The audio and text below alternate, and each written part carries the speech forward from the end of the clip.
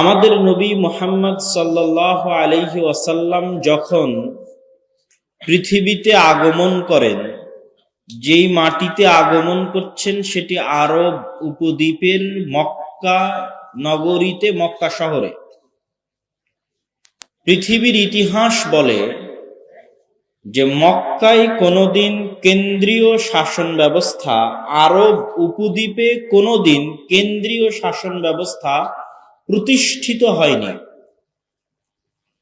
বরং আমাদের নবী যখন নবুয়ত প্রাপ্ত হন তার পূর্ব পর্যন্ত আরব উপদ্বীপে মানুষের ভ্রাতৃত্বের বন্ধন ছিল গোত্রভিত্তিক শাসন ব্যবস্থা ও গোত্রভিত্তিক ভ্রাতৃত্ব।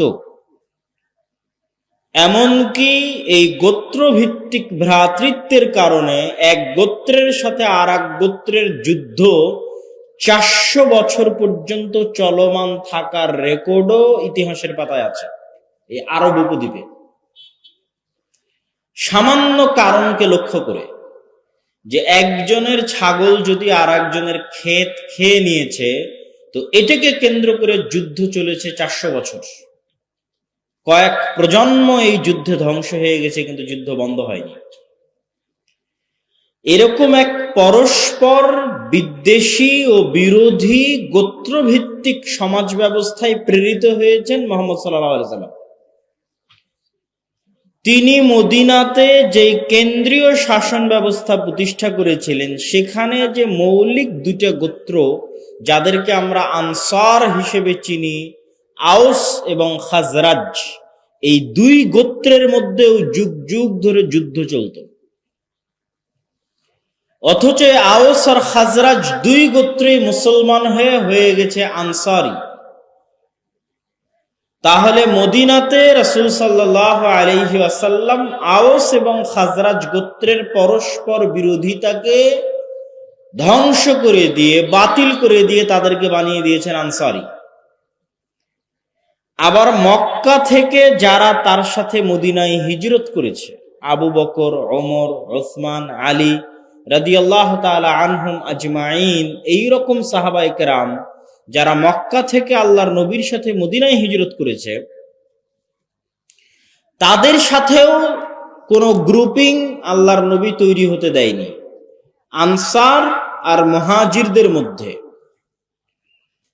এরপরে আনসার এবং মুহাজির মিলে প্রায় 10 বছর বদর, উহুদ, খন্দক, হুদাইবিয়া, মক্কা বিজয় তথা অনেক যুদ্ধ পরিচালিত হয়েছে।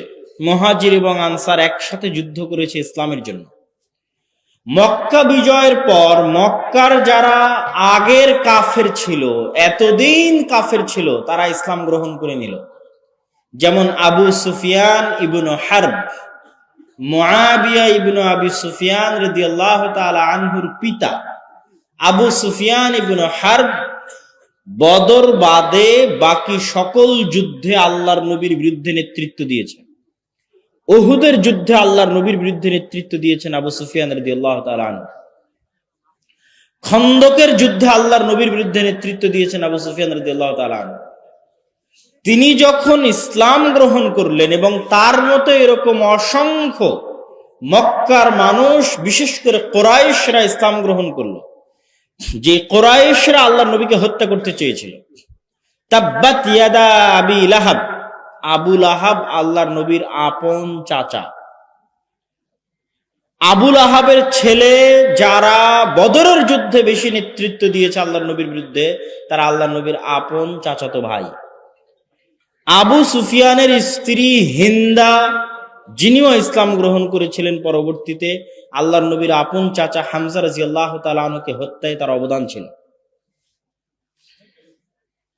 তো আমি যেটা বুঝাতে চাচ্ছি সেটা হচ্ছে, মক্কা যখন বিজয় হলো, তখন আল্লাহর নবীর উপর যারা অত্যাচার করেছে, নির্যাতন করেছে, যুদ্ধ করেছে, ইসলাম ধ্বংসের চেষ্টা করেছে, তারাও ইসলাম গ্রহণ করলো।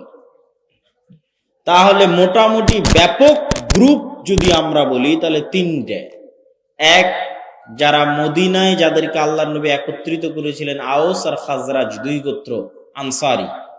দুই, যারা আল্লাহর নবীর সাথে মক্কা থেকে হিজরত করে চলে গেছিল মদিনাতে, মুহাজির।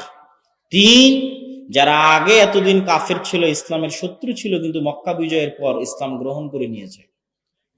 এই তিনটা জামাতকে রাসূলুল্লাহ সাল্লাল্লাহু আলাইহি ওয়াসাল্লাম এক কেন্দ্রীয় শাসন ব্যবস্থার অধীনে আবদ্ধ রেখেছেন, এক ভ্রাতৃত্বের বন্ধনে আবদ্ধ রেখেছেন, এবং এই এক ভ্রাতৃত্ব ও এক কেন্দ্রীয় শাসন ব্যবস্থায় তিনি এতটা সফল ছিলেন যে তার পরবর্তীতে আরো 40 বছর আবু বকর, ওমর, ওসমান, আলী কোন প্রকার বিভেদ ও বিতর্ক ছাড়াই একই ভ্রাতৃত্বের বন্ধনে আবদ্ধ থেকে অর্ধ পৃথিবী পর্যন্ত এই বিজয়কে নিয়ে চলে গেছে, যেখানে তার কিছুদিন আগে আরবের মানুষেরা গোত্র গোত্র মিলে মারামারি করত। কতদিন? 400 বছর।